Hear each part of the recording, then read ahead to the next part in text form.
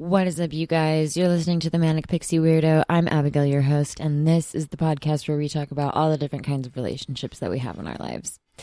So this week we are talking about the death of Marvin Scott, and I'll get into that in just a minute. But and then next week we have Brett from the Tell 'em About It podcast on to talk about his relationship with the death of Marvin Scott, and then how it relates to the bigger, like, broader theme of the BLM movement. So we have that coming up. It was really fun to talk to him. I had such an amazing time. He was so easy to talk to. It was so much fun. We talked about a lot of really cool things, I thought. And I thought we had a really good conversation. I was really excited. And we definitely have to have him back.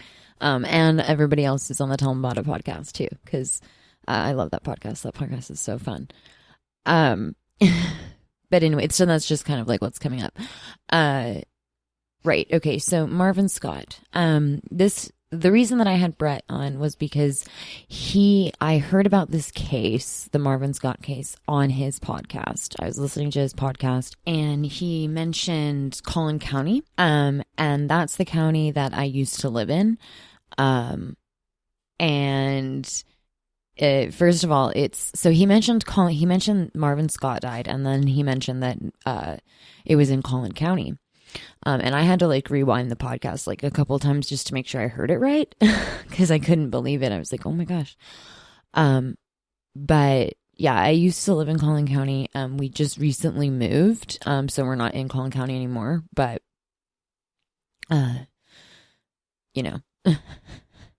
as of the time that this is being released, we don't live in Collin County anymore. But so it literally hit home for me because it was in a county that I lived in. It's also a county that I was arrested in. And I'll talk a little bit more about that, in a second. But so that's where I heard about the Marvin Scott case.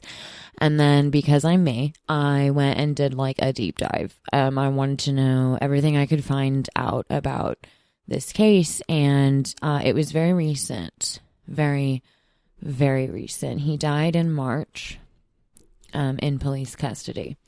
And this is it's going to get kind of difficult throughout this podcast to talk about it. So I just want to make sure everybody's aware that like up to this point it hasn't been that bad, but it's about to start getting real dark, guys. So, like trigger warning, that kind of a thing. Everybody just like be aware. So what happened, I'm going to tell you about what happened first. So what happened was, from everything that I have found online, through various and sundry like articles and things. What happened was Marvin Scott, I believe he was 25. Hold on, I need to make sure that number is correct. Marvin Scott the third, excuse me, he's the third.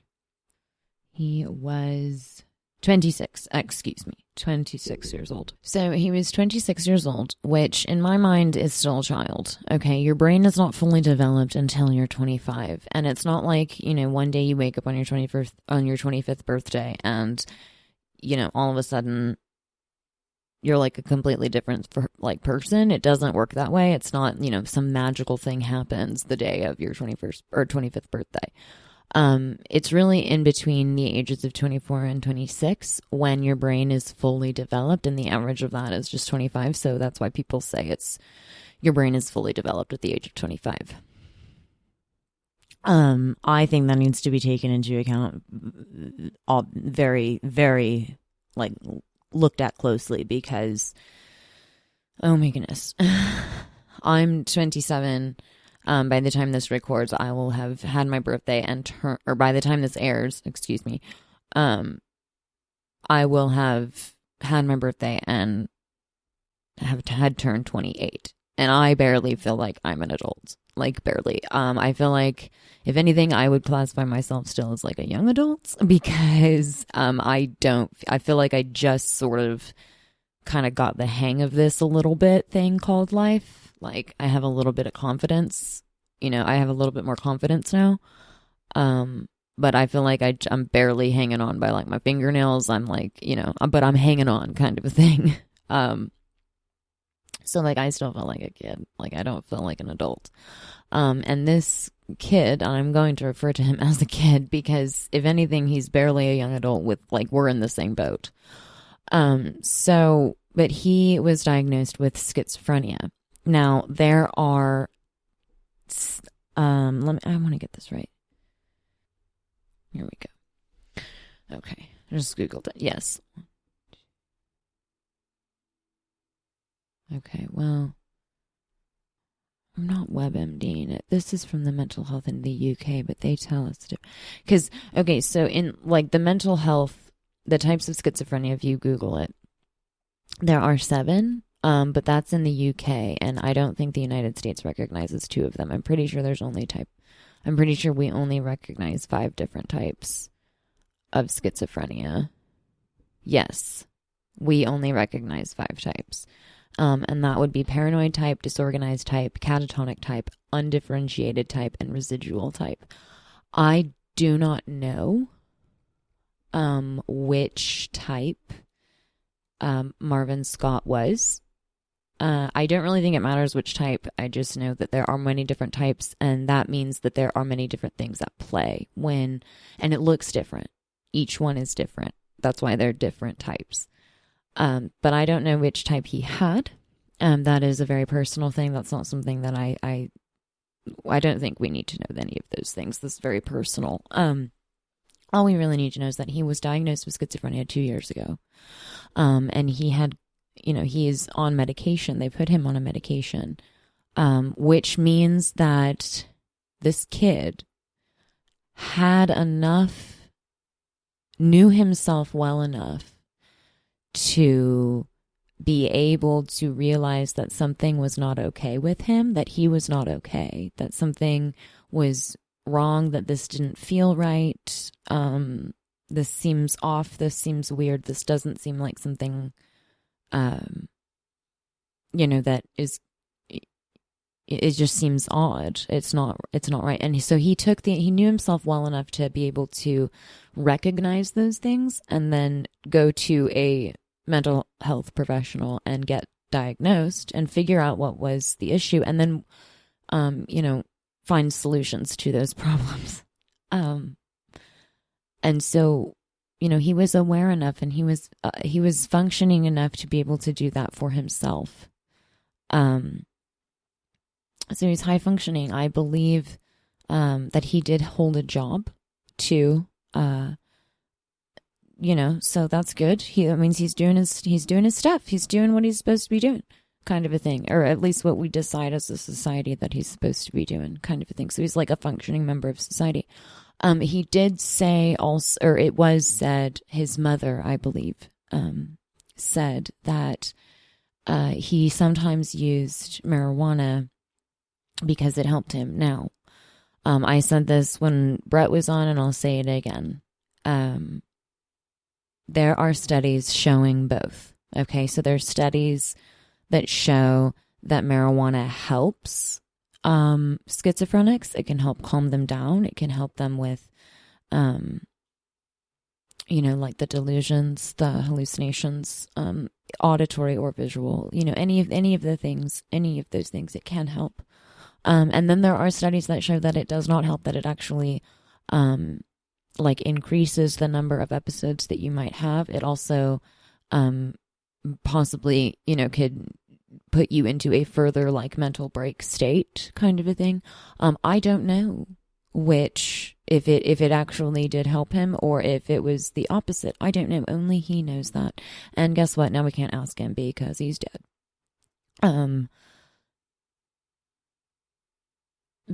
But I'm going to just take his word for it, and I'm going to take his family's word for it, that he was somebody who fell into the group of people that it helped.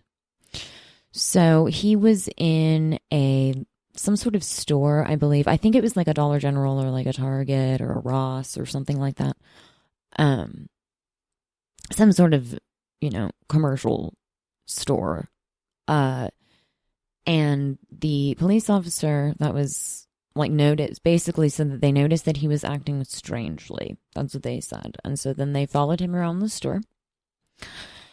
And they said that they then smelled marijuana on him. And so when he left the store, they followed him out of the store and followed him to his car, where they used probable cause, because he smelled like pot and he was acting strangely, to search his car. They used probable cause to search his car, and they found less than 2 grams of weed on them. Now, for those of you that don't know, like in terms of drugs, what that means, that's about $20 worth. Because of the amount, what I feel like happened was he probably paid for the $20 worth, and the person he got it from just like probably liked him a lot, and they hooked it up, which means that they gave him extra, which is why it was such an odd like quantity. Or he might have just paid for like $1 or like 1.5 grams, which would have been like, $30 or something, just depending upon what those prices are. But the point is, it's an incredibly small amount of marijuana. And he was using it for medicinal purposes. So judge that how you will. After that, they arrested him, but because he was acting strangely, they took him to a hospital. Now, a lot of this you're going to hear repeated on the podcast with Brett, because I'm going a little bit more into detail in this one, because I really kind of need to get this out, and I need to talk about it, because this is really upsetting me. But so they took him to the hospital because he was acting strangely. Now, my first knee-jerk reaction to that is, if you have to take anybody to the hospital before you take them to jail, they should not be released back into police custody. They need to be released to, like, a parent or guardian or a family member, someone who can help, not someone who's going to make the situation worse. But that's not what happened. So he was honest. Marvin was honest. With the physicians, I assume, or the hospital staff, I would assume just the hospital staff in general, because I don't know who you talk to. None of my business, really. But he was honest with them. And that's how they figured out that he was schizophrenic, was because he was honest with the hospital staff about, hey, I am schizophrenic. I have been taking medication for 2 years, like all the things, which again shows awareness on his part of like, hey, no, I know something is wrong. I know something is wrong, and I know I'm not okay. I use the weed to help me like be okay. But also, I'm on medication, and sometimes this happens, and there are things that can be done, all of these things.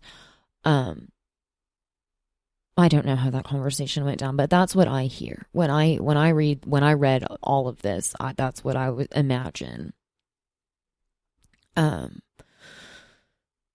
Basically just that he was honest, and he was trying to do what he was supposed to be doing. So they did whatever they were going to do at the hospital with him, and they released him back into police custody, where they took him to jail for possession. Now,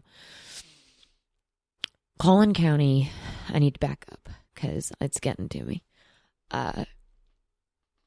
Collin County is one of the richest counties in Texas, okay? It's one of the richest counties in Texas. There's a lot of money, which also means it's really, really, really, really, really corrupt. I've been in jail. I've been in the Collin County jail. I've never been arrested before, and the only time I've ever been arrested was when I was in Collin County. I did not have a great experience. Now, I get it. Jail's not supposed to be fun. That's not what I'm talking about. I'm talking about the things that I saw. I was just like, how is this allowed? Like, it's just so blatantly obvious. And one of the things that happened, I've said this before, was when I was going for a hearing in front of a judge. The judge was talking to the prosecutor and saying, and the bailiff's there, like, I'm there, my attorney's there, everybody's there. And the judge and the prosecutor are just like having this casual, offhanded conversation where the judge is basically like, oh my God, I had to sell like the Corvette. And so now all we have is the Beamer. Something like that. I don't remember like the exact words, but it was something like that. And I just remember thinking like, should I be here? Should I be here right now? Like listening to this? This feels like a conversation you shouldn't be having in the open. And then the judge continued and proceeded to say something along the lines of, I just had to pay $80,000 for my son's first semester of college. Now, those two things together are just awful. Okay, one, no public figure of any kind should be making that much money. Like, there's no. Stop it. You're very clearly this guy's on the take. Like, very clearly. Second of all, it doesn't exactly inspire confidence in your abilities to, like, do your fucking job. Being an impartial judge, that is, when you're very obviously corrupt as fuck.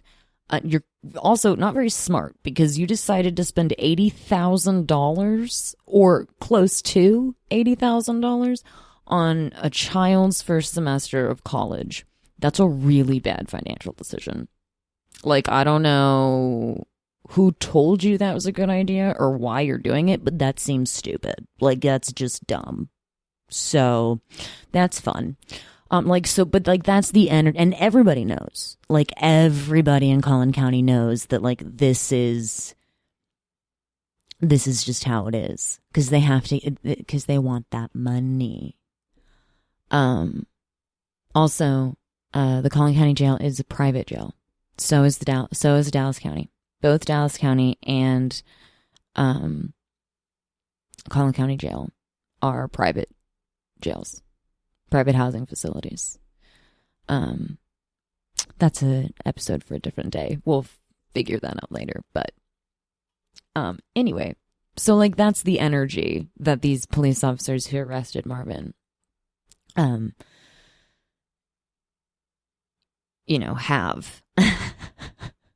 And everybody knows it. Okay, everybody in Collin County, and even like everybody in this area, in the Dallas metro area, knows that, like, that's Collin County. Don't go there. Follow the money, kind of a thing. But so they arrest him and they put him, they take him to the jail. Where they're allowed to hold you in booking for 72 hours. While he was being booked, because again, he was acting strange,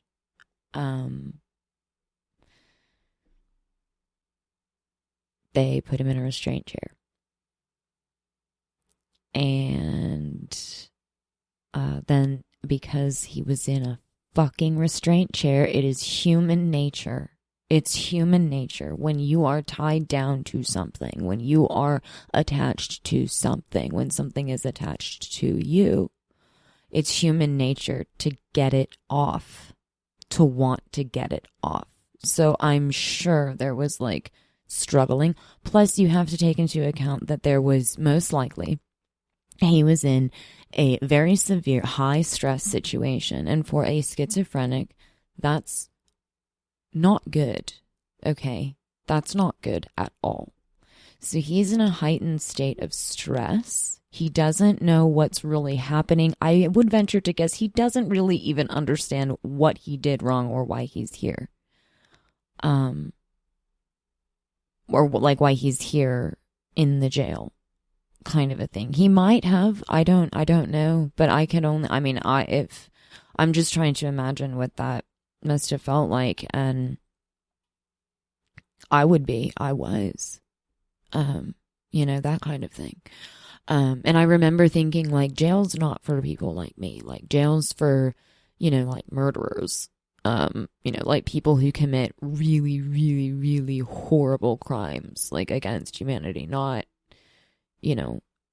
me having a panic attack and then getting, taken to jail because I had a panic attack and my husband thought they were taking me to the hospital, kind of a thing. Like, that's what happened, with me.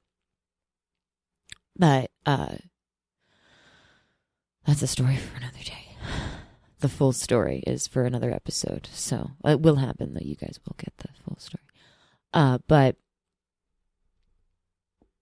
and I'm thinking, so if that's how I felt, let's try to imagine what he was feeling. Fear, probably. Confusion. A lot of confusion. And I don't understand, probably. Why is this? Why does this have to be like this? I bet, fear. All those stem from fear. Even the rage, to a certain extent, stems from fear. But, so he was fighting, as one does, against the restraints. And they pepper sprayed him, put a spit hood on his head, and please, do not. I don't want to know what that is. I really don't want to know what that is. I haven't looked at pictures. I haven't done any of those things because I don't need, that doesn't need to live in my head. I don't know. That's, no. No. Please don't explain it or send me pictures or any of those things. Please don't. That's just like too much. And then they transferred him from the chair to a restraining bed where he was on his back. After they did all of that, they left, and 11 minutes later, he was dead from asphyxiation. So, you tell me why?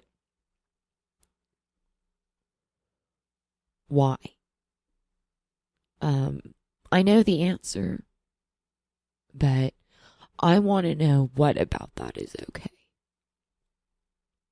Because none of that is okay with me. And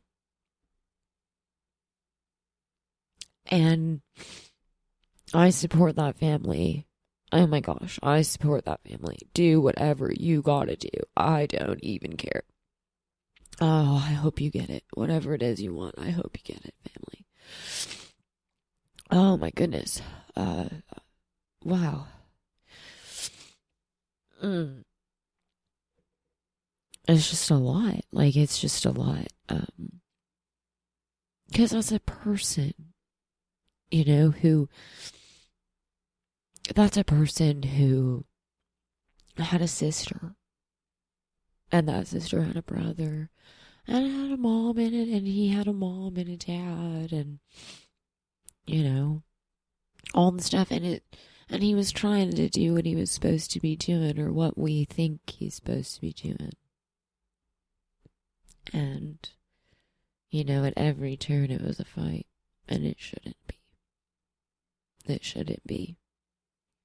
I think we really need to reevaluate, one, why we put people in jail. What are those reasons? Because I don't think all of them are good reasons. I think some of them are good reasons for people to be in jail. But there are things that I don't agree with. And having less than 2 grams of weed is one of those reasons. That's not okay. Nothing about that's okay. So, this part is going to sound different from the beginning because I had to take a minute. I needed some time. I needed to step away. it hit me really hard. It hit me a lot harder. Marvin Scott's story hit me a lot harder than I guess I really like anticipated, and so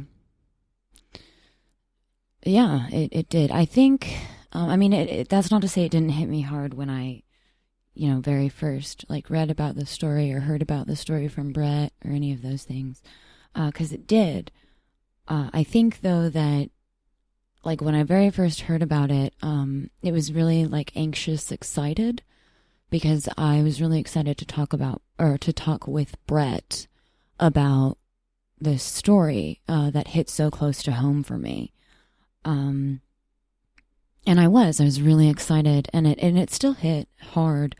Even in the like brief overview that I did in the episode that's going to follow this one, it didn't hit me that hard. I think that it hit me that hard because I was alone. This is my solo episode where I talk about like my personal relationship with it, with the subject. And I think because I was alone when I recorded that first part, it just really hit me hard.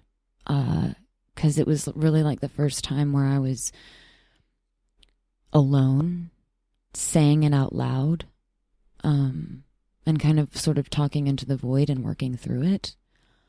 And so like what happened for me was it just, because I was alone and I was talking about it, I began to start to like visualize, like in my mind, visualize what happened. And I could see it, like play out. And, there was a lot of fear, very scared, very scary.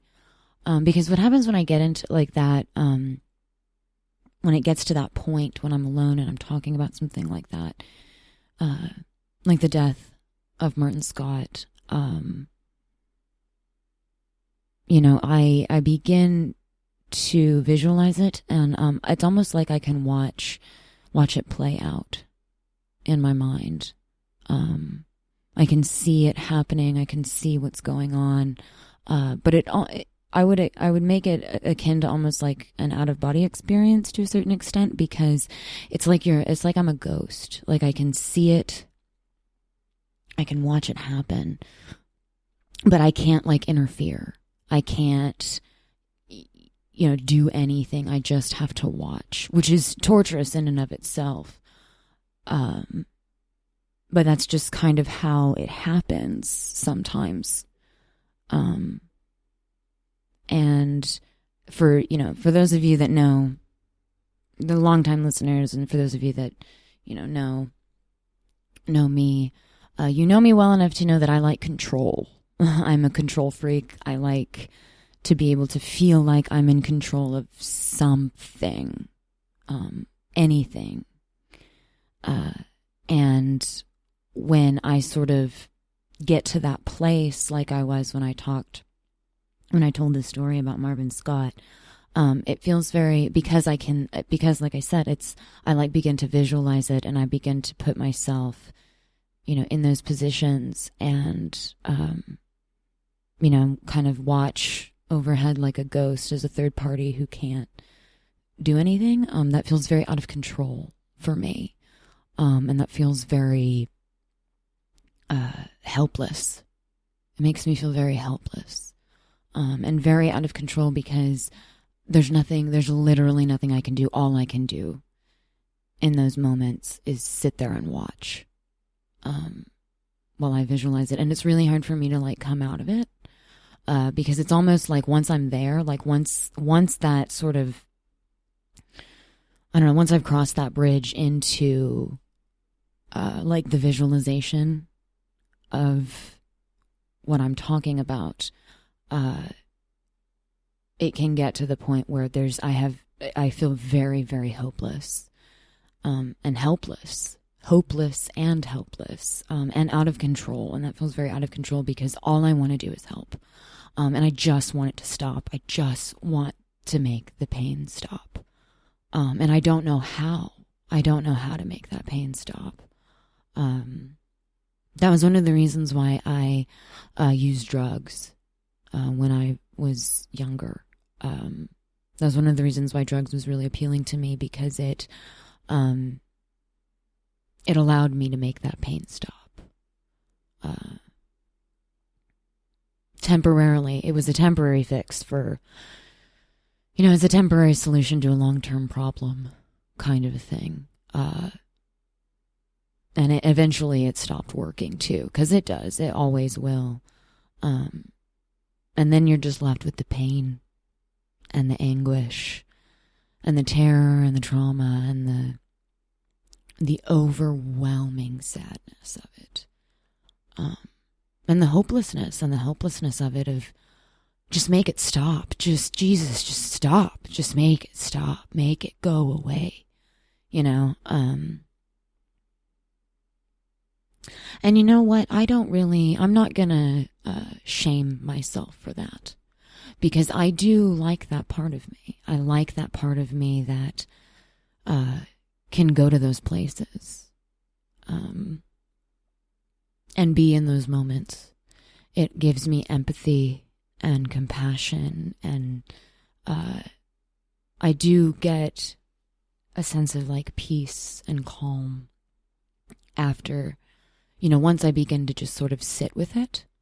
There is some like peace and calm that I can derive from it.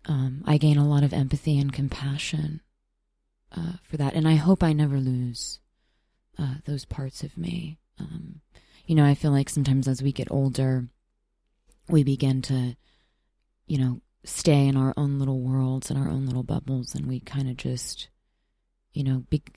sort of go on autopilot unless something specifically like affects us directly. Whether that's, like a family member or a friend or even just someone in the county you live. I feel like as we get older, we begin to sort of lose those parts of us those like childlike parts of us that allow us to have that compassion and that empathy. And I hope I never lose those things. Because I like those parts of me. I do like that part of me that allows me to go to those darker places.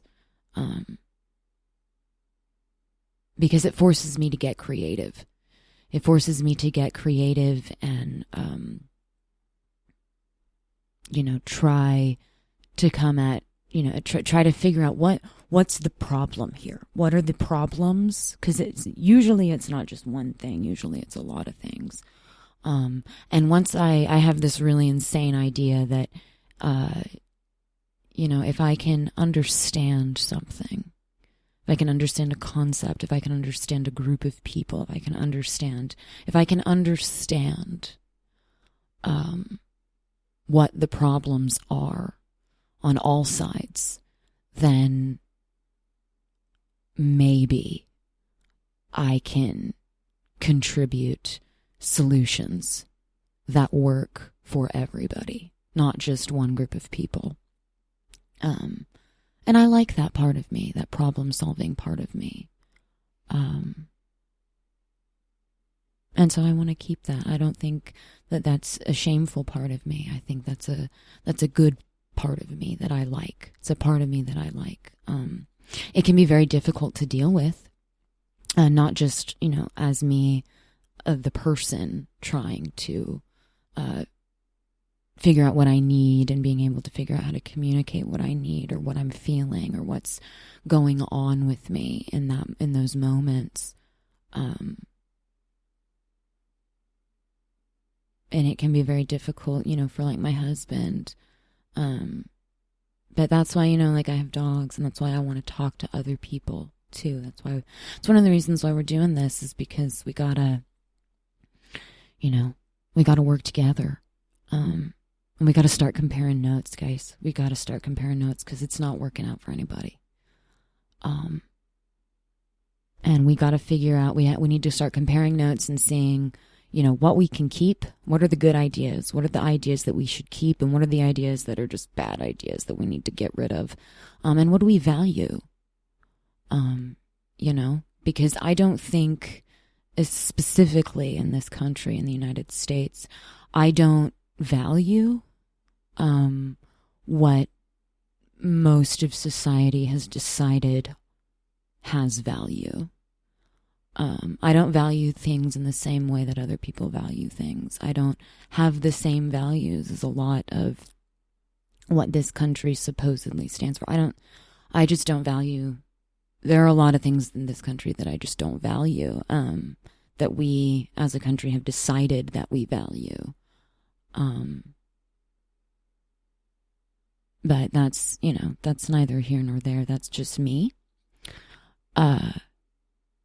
But yeah, I guess I wanted to just kind of give you guys a little bit of an insight and an explanation as to why I think it was really difficult for me to recount what happened to Marvin Scott. And I can't even, oh my goodness, the family,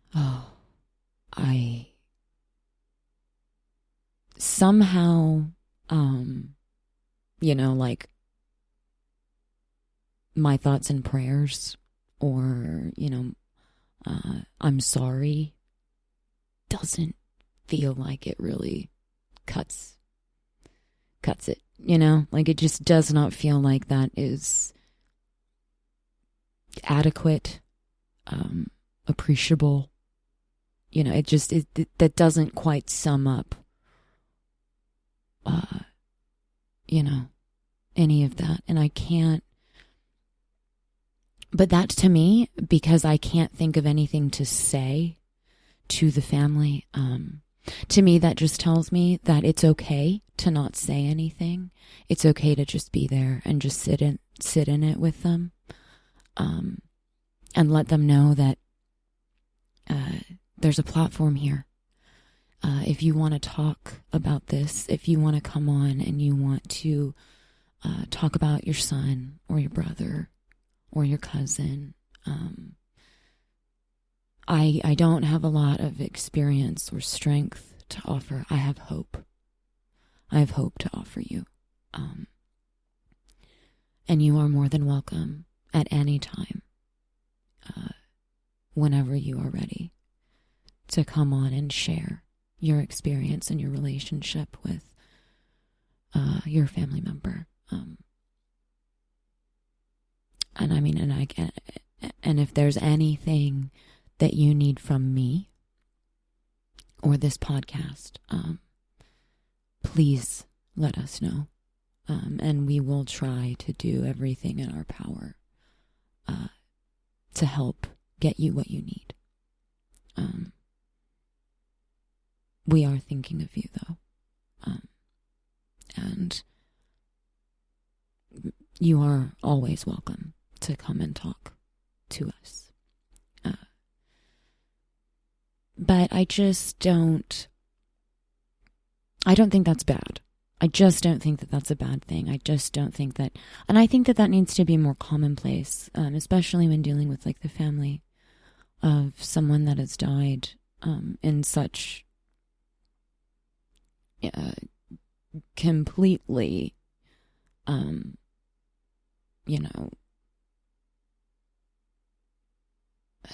the word I'm looking for? Preventable, completely and utterly preventable circumstances.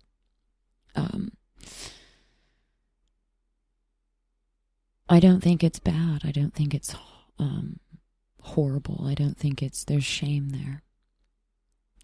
To say that you don't know. From my end, I don't think that for those of us that are, learning and, following through with you and supporting you in this, I don't think there's anything wrong with us not knowing what to say, and waiting for you to come to us, and tell us what you need. And I don't think that there's anything wrong. The flip side to that coin is that if the families don't know what they need or what they want. There's no shame in that either, because it's a lot to try to deal with. And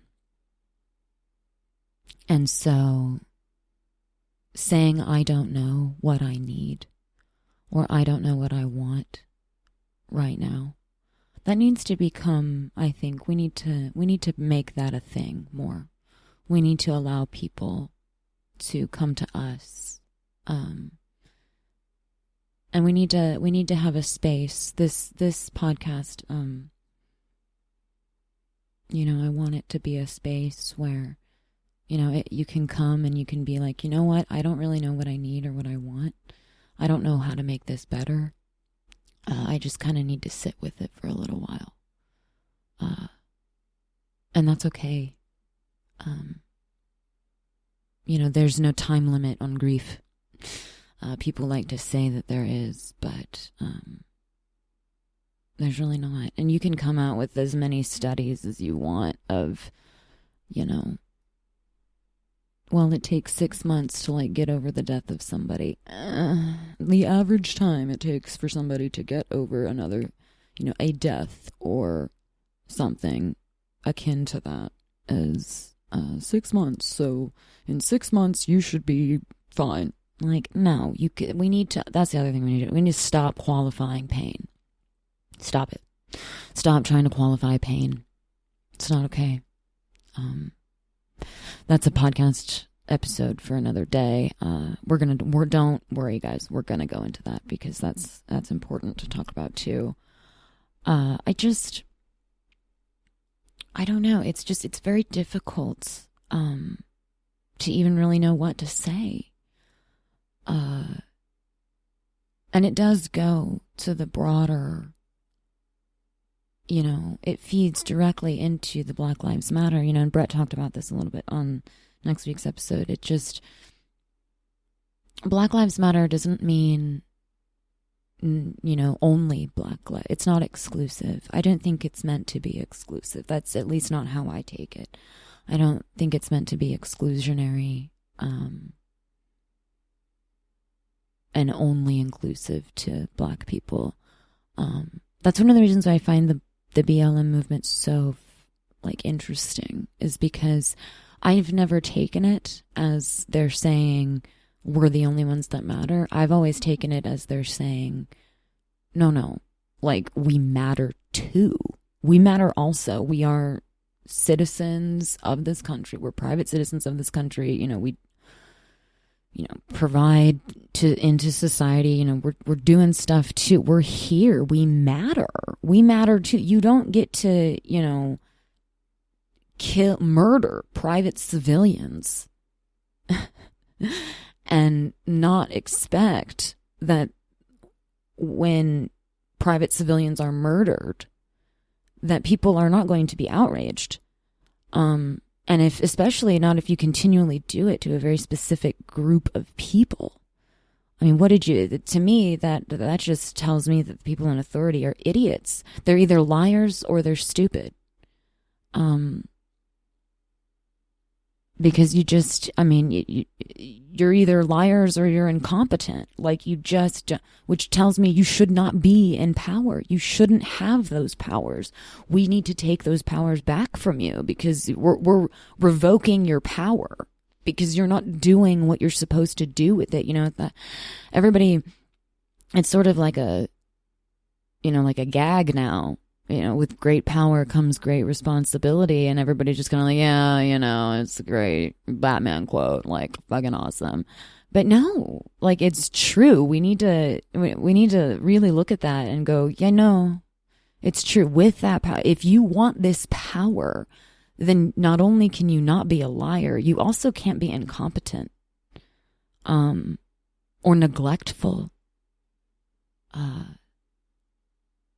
Because you're not doing your job. You're not doing your job.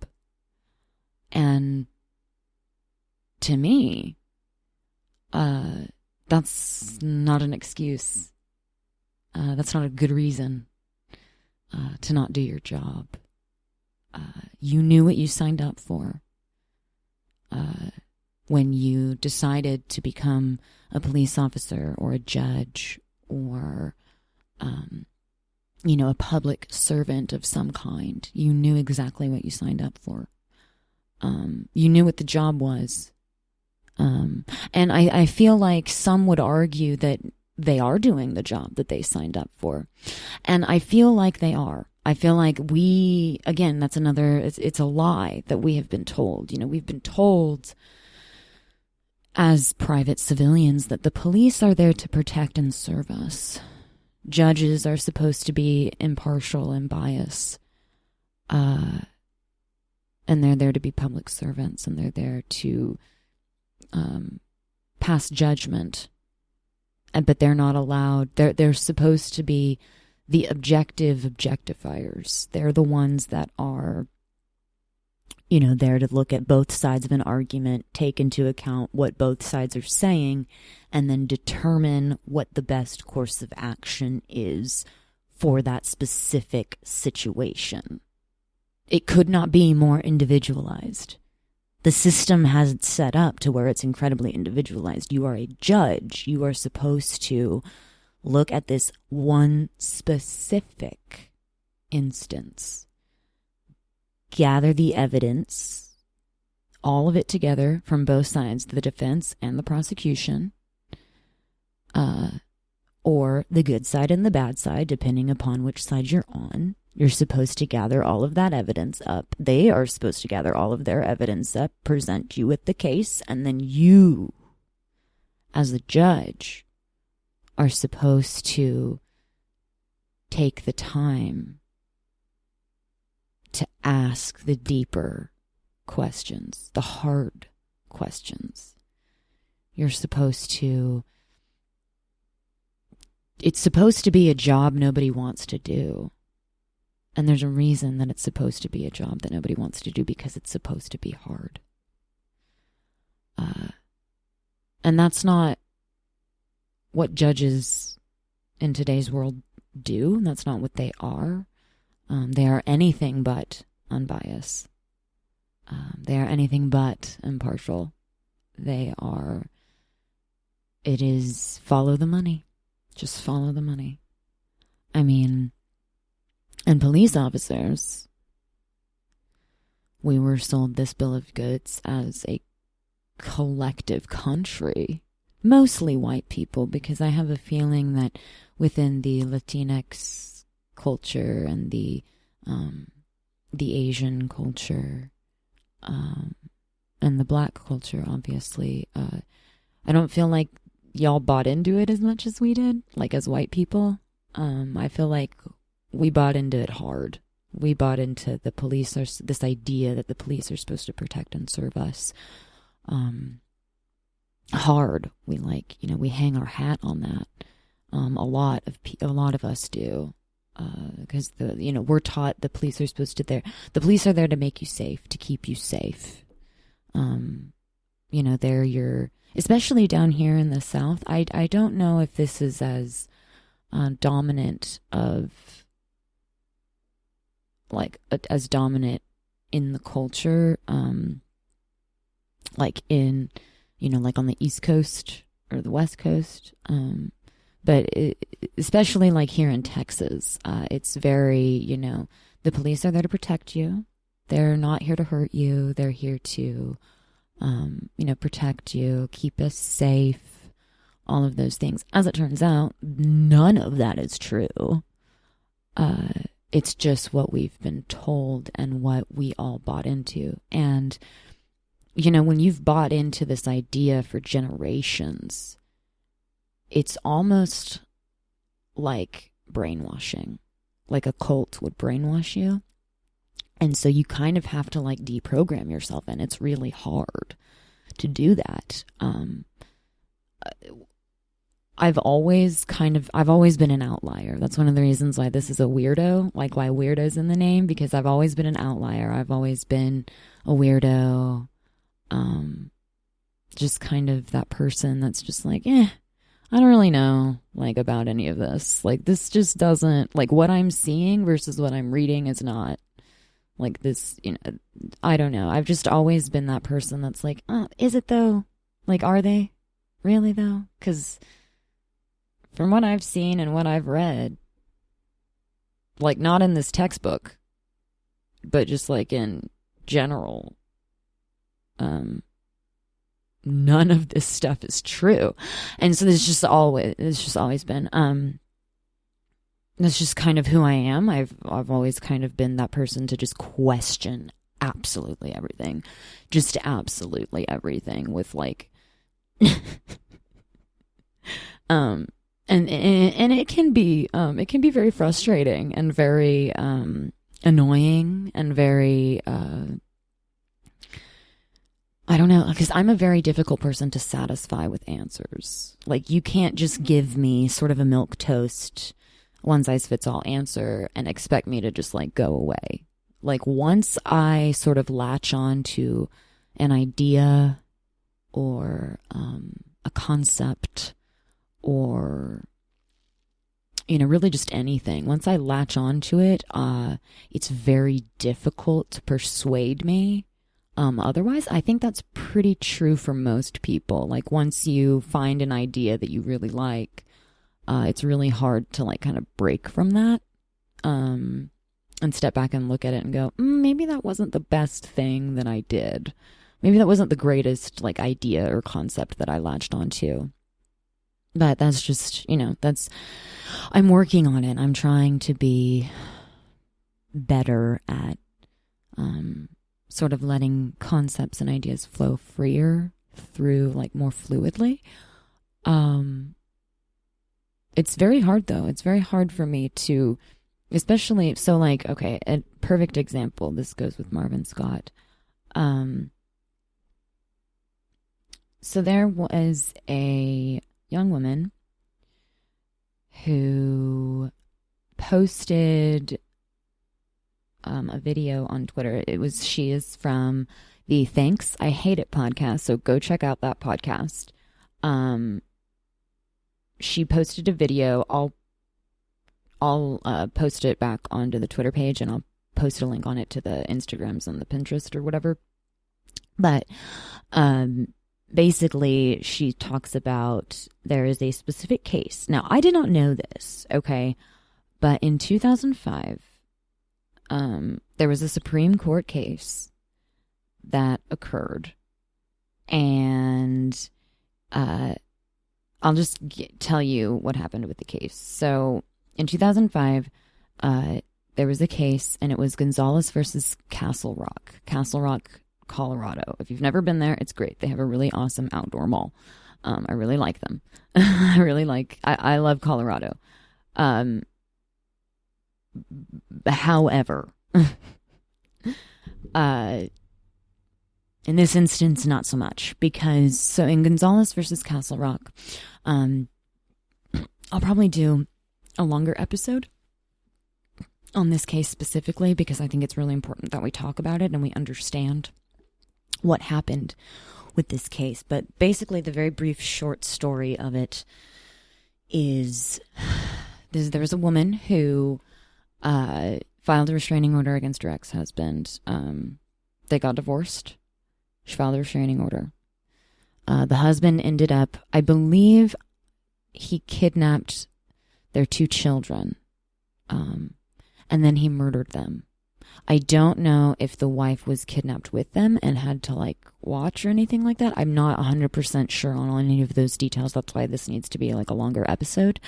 We'll do a thing about it in the future, but basically what happened, I don't think the mother was murdered. I can't imagine. But the dad murdered the children. I believe there were at least 2 that were murdered. And she sued, the wife sued Castle Rock, the city, because she said the police didn't help her. It made it all the way to the United States Supreme Court, where in a vote of 7-2, there are 9 judges on the Supreme Court. 7 of those judges ruled with a majority in favor of the police and said that the police are under no obligation to help you or protect you if you are not in police custody. At any time, the police can say, we don't want to help you. So that means that they can, they can help you. And then if basically they just decide we don't want to help you anymore, they are 100% legally allowed to do that. The United States Supreme Court, in a vote of seven, I cannot stress that enough, the majority, 7 federal judges, 7 Supreme Court judges said that the police are allowed to do that. They don't. So protect and serve is not a thing. It's a lie that we bought into. They do not have, the police are under no obligation to help us. They can say no at any time. And I would argue that they can't even do that correctly. Because the ruling said the police are under no obligation to help or protect and serve, any of those things. Any of those words, any buzzword that sounds good, like protect and serve or help or assist, like any of the provide assistance, anything that, any sort of simile or anything like that is associated with the police force is not true. And I would even argue that the flip side of that isn't true either, because apparently people are dying by the droves in police custody. They can't even do that right. Okay? The police can't even keep the people that they arrested, even though the Supreme Court said you have one job, police officers, you have one job. You don't have, you are under no obligation to protect or serve anyone in the general public. Any private civilian, you're not necessarily obligated to do anything. The only time you're actually obligated to do anything is if you are in police custody.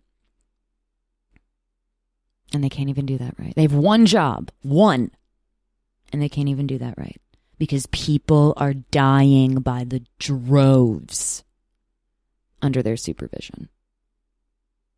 Which means we need to take away the keys. We are in an abusive relationship with the police. We as people, we as private civilians are in a very, very, very abusive relationship.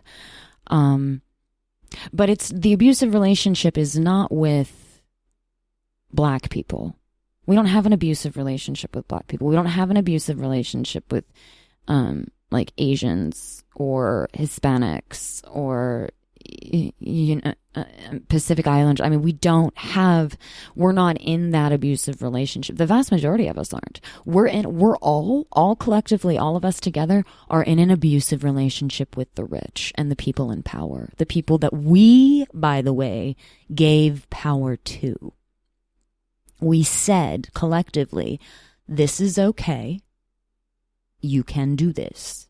We are going to renounce our power by voting sometimes.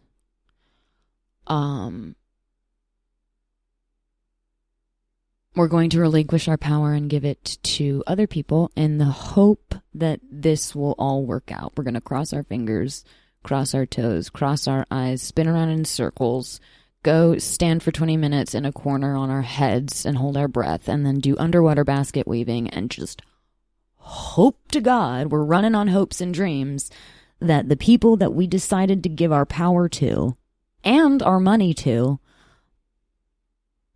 have our best interest at heart. It sounds a little bit crazy, you guys. That sounds pretty insane. I mean, that sounds really, really stupid. Like, what did we expect to happen? I don't really know. Especially, and then we use the excuse of, well, it's been done like this for thousands of years. Yeah, okay, and guess what? It hasn't worked. Okay, it's not working out. The only people it works out for are the people who have been given the power and the people who are rich. Those are the only groups of people that this system that has been around for thousands of years has worked for. They're the only ones happy. The people with the power and the people who have the money. They're the only ones happy. And it sucks for the rest of us. But we've all been brainwashed into believing that this is true. And to be perfectly honest, there's probably some comfort there too. Because it's scary. It's really, really scary. And it's really hard to step out of that comfort zone and look at it and go, oh my God, everything I was taught was a lie. It was a lie. It was just a flat out lie. There's no ifs, ands, or buts about it. There's no shoulda, coulda, woulda. It's just a flat out lie. Period. End of story. It's just a flat out lie. We've been lied to. We have been conned. Bring it back to scams. We've been conned. We've been scammed. And something needs to change. And we know they're not going to do it. Why would they? That would require giving up their power. They don't want to do that. That's not in their best interest. And they serve their own best interest. I say we serve everybody's best interest. Everybody in this boat that's looking around going, oh my God, everything's on fucking fire. Everything sucks. Everything's horrible. I wake up, and all I want to do is I wake up, open my phone, and all I see are the first couple stories coming across my news feed is just horrible news. Horrible thing after horrible thing after horrible thing. Occasionally there might be some bullshitty lifestyle piece where you're like, oh my God, an 85-year-old woman had a baby or some nonsense. And you're just like, oh, okay, I'll just fill my brain up with bullshit because I can't do it. I don't. It's too much. And it is. It's too much. It is. It's too much for any one person to carry. But that's why we have to work together. And if we start comparing notes and we start looking at each other as the solution to the problem, because it's a lot easier to carry all of this stuff in a group. It takes a village. It takes a village. It's true. It just does. It takes a village. And we need to start building our village. We need to start having some allies here. All of us do. And we need to start trusting people. And most importantly, the best way to build trust is to communicate with one another, to talk to each other. Not just talk. Listen. Listen and be teachable. And understand that we don't actually know everything. I like to pretend I know everything, but I don't. It feels good sometimes to pretend like I know everything, but but there's always that voice in my head that's like, shut the fuck up, Abigail. You don't know anything at all. Like you know less than, you know less than like 100% of the things that there are to know in this life. And that's fine. I'm cool with that. I'm willing. I'm down. Let's do this. But something's got to give, guys. Something's got to give. And we know they're not going to do it. The people in power and the people with the money are not going to do it. Because there's nothing in it for them. Why would they do that? Why? Why would they do that? Why would they give up their power or their money or their influence or their resources? Why would they do that? It doesn't make any sense. They have a winning formula. And their winning formula keeps them in power. It keeps them fat and happy. And in their castles. So fuck them. Let's try to build something better, something that will work for all of us. Not just in the United States, globally. We live in a global society. We no longer live in a world where, it's only, like driving 2 hours is a big deal because you all of a sudden you get to see new people. You can go on the internet and see new people. See new people from anywhere in the world. But if you're in this boat with us, because it can't just be the United States. There's no fucking way out of 180 sovereign countries on this planet. There's like 280 or something. It's insane. It's a giant number. I don't actually know the number, but it's like I just pulled those numbers out of my butt. But you know what I'm saying? Like, there's no way. Statistically speaking, there's no way that this is an exclusively American problem. There's no fucking way. If I was in Vegas, I would not bet money that that we are the only. I would be like, no, there's statistically speaking, you're fucked. You're an idiot. No, there's no way. This affects everybody around the world. People are in this same boat. And we gotta talk to each other. We gotta work together, guys. We gotta try. We gotta try something different. Because what we're doing isn't working. People are dying by the truckload. Literally. And it's all preventable. It's 100% preventable. This wasn't because some, like, I don't know, insane. I can't even think of something that like would be, this is, we're doing the same thing over and over and over again and expecting a different result. And that's the definition of insanity. We're insane people. We are insane people.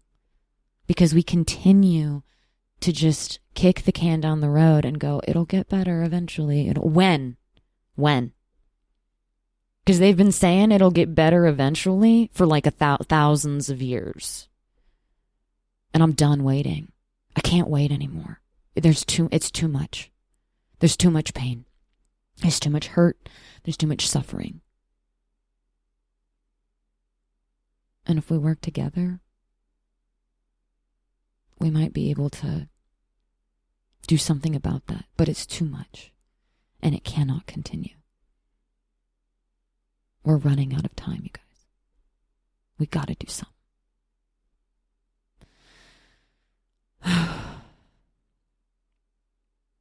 So anyway, those are just my thoughts. I'm sorry. I kind of just got like off on a tangent and but I just needed to get it out there. We gotta do something, guys.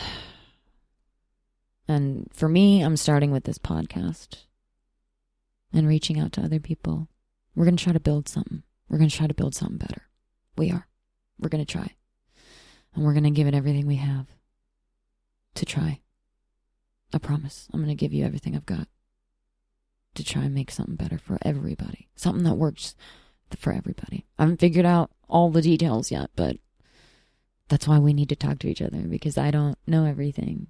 And also, not all my ideas are good ones. So, yeah. I don't know. I hope you guys enjoyed it. I'm sorry. It's a pretty downer. These next couple episodes are going to be kind of downers. But they're important and we need to talk about them. So thanks for listening. I'm sorry it's really sad and really hard to talk about and probably really hard to listen to as well. It is important though. And we can't lose those pieces of us. That part of us that makes us human, that part that allows us to feel and talk to other people and want to understand, that curiosity. We can't lose that. It's what makes us humans. And I don't think that they are weaknesses. I think those are strengths and good things that we need to hold on to. So that's all I've got for this episode. Tune in next week to hear more. We're going to talk to Brett from Tell Him About a Podcast. So I had a lot of fun talking to him. We got into some deep stuff. Not like super, super deep, but just, broad strokes. We talked more about like the overarching effects of like BLM and stuff like that.